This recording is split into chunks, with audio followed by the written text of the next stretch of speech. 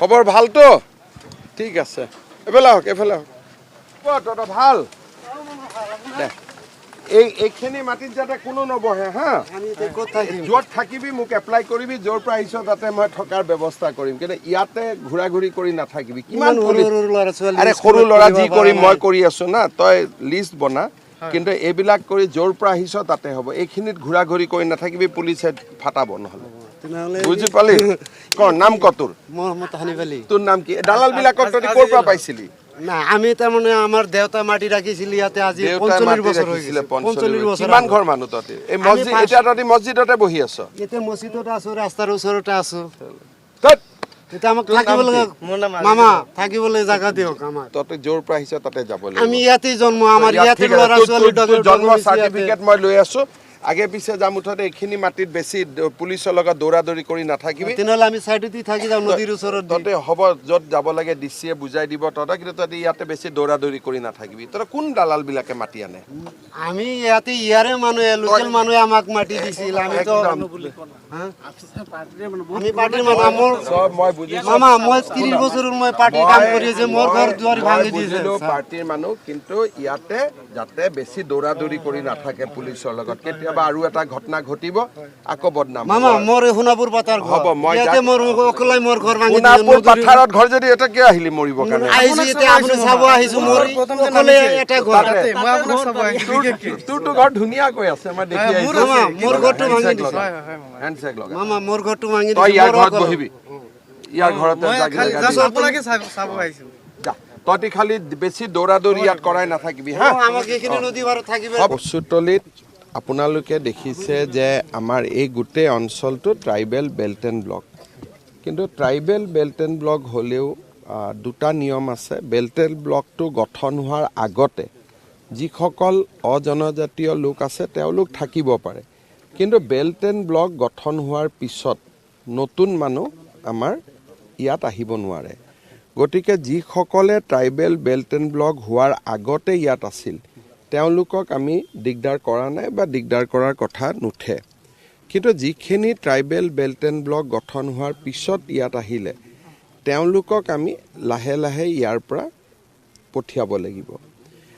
সমস্যাটো হৈছে কি যে এটা সময়ত বিশেষকৈ আমি ৰাজনীতি কৰা মানুহবিলাকে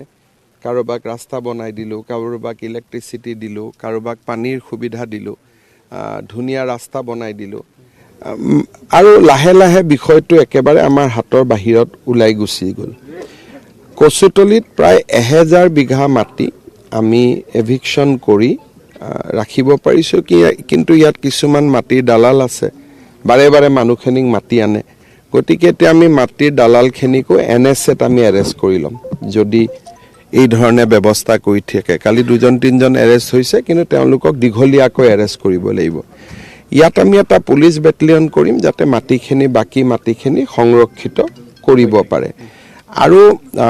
আমি সকলোৰে লগত আলোচনা কৰি অৱশিষ্ট মাটিখিনিও কেনেকৈ ভাল কামত মই এখন মেডিকেল কলেজৰো চিন্তা কৰিছিলোঁ ESICৰ লগত কিন্তু তেওঁলোকে পলাশবাৰীত কৰিব খুজিছে কিন্তু তেনেকুৱা জনদৰদী ৰাইজৰ লাভ হোৱা বোলে এখন ইউনিভাৰ্চিটি হ'ব পাৰে এখন মেডিকেল কলেজ হ'ব পাৰে যিখিনিয়ে সমূহ ৰাইজৰ লাভ কৰিব পাৰে লাহে লাহে তেনেকুৱা কিবা আমি আনিবৰ বাবে চেষ্টা কৰিব লাগিব আৰু ভূমিহীন জনজাতি লোক থাকিলে তেওঁলোকক আমি এলটমেণ্টটো দিব পাৰোঁ যদি কোনোবা ট্ৰাইবেল লেণ্ডলেছ ব্যক্তি আছে তেওঁলোকেও এলটমেণ্টটো ল'ব পাৰে কিন্তু মাটিখিনি আমি অকণমান ধুনীয়াকৈ সংৰক্ষণ কৰিম আৰু বেটেলিয়নটো আহিলে মাটিখিনি সংৰক্ষণ হৈ যাব মই ভাবিছোঁ যে আমি আৰু 6 মাহৰ ভিতৰত ইয়াতে বেটেলিয়ন নিৰ্মাণৰ কামটো আৰম্ভ কৰিম আৰু 3 বছৰটো লাগিবই সম্পূৰ্ণ হওঁতে গতিকে সেই ধৰণে চলি গৈ থাকিব ইয়াতে আমাৰ হাৰ্ডলি 100 বিঘা বেটেলিয়নৰ কাৰণে ইমান নালাগে 100 বিঘা মাটি আৰু আমি মাত্ৰ 100 বিঘাই মাটি ল'ম তাতকৈ বেছি নল'ম স্থানীয় ৰাইজৰ অভিযোগ আছে যিসকলক উচ্ছেদ কৰা হ'ল তাৰে কিছু সংখ্যকে আঁতৰি গৈছে কিন্তু যথেষ্ট ইয়াতে আছে কিছু সংখ্যকে মছজিদ এটাৰ কেন্দ্ৰ কৰি আছে কিন্তু কেছটো শেষ হৈ যাব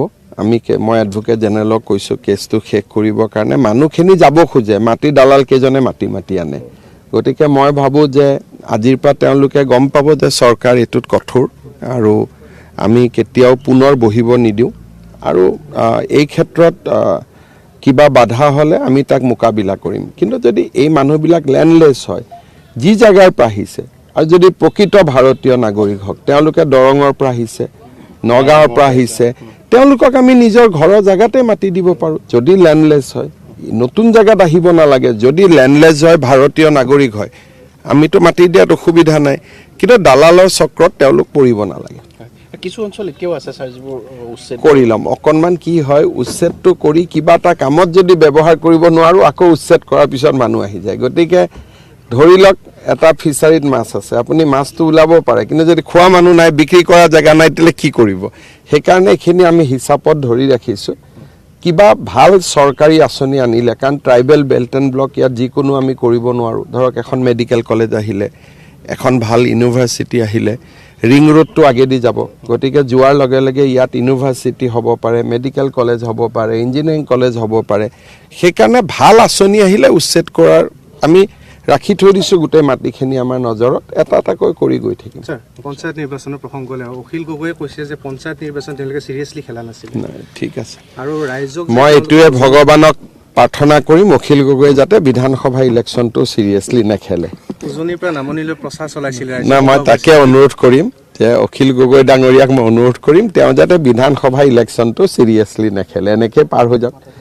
আৰু কোনটো ইলেকশ্যন চিৰিয়াছলি খেলিব তেওঁ নিজে চিন্তা কৰি লওক কৰিলে হ'ল আন এটা প্ৰসংগ স্যাৰ ভূপেন বৰাই কৈছে যে চৰকাৰী পক্ষ জিকিবই চৰকাৰী পক্ষই জিকিব 26তো জিকিব সেইটো ভূপেন বৰাই ঠিকে কৈছে যে যি ইলেকশ্যন হ'ব চৰকাৰী পক্ষই জিকিব কাৰণ আমি ৰাইজৰ কাৰণে ইমান ভাল কাম কৰি আছোঁ গতিকে যিটো ভূপেন বৰাই কৈছে লোকসভাটো আমি জিকিছোঁ মিউনিচিপালিটিটো আমি জিকিছোঁ বাই ইলেকশ্যনতো আমি জিকিছোঁ পঞ্চায়ততো আমি জিকিছোঁ আৰু নিশ্চয় বিধানসভাটো ৰাইজে আমাকে আশীৰ্বাদ দিব চৰকাৰকে আশীৰ্বাদ দিব তেওঁলোকে যে প্ৰতিশ্ৰুতিবোৰ সম্পূৰ্ণ মিছা ৰাইজক দিয়া প্ৰতিশ্ৰুতিবোৰ চাওক তেওঁলোকে জানে যে অসমৰ ৰাইজে এতিয়া কংগ্ৰেছক আৰু ভোট দিয়াৰ মুডত নাই বহু সময় লাগিব এতিয়া নহ'ব গতিকে মই ভাবোঁ যে তেওঁলোকে ডেফিনেটলি পলিটিক্সতো চব পাৰ্টিয়ে ইলেকশ্যন খেলিবই আৰু মই ভাবোঁ যে আমিও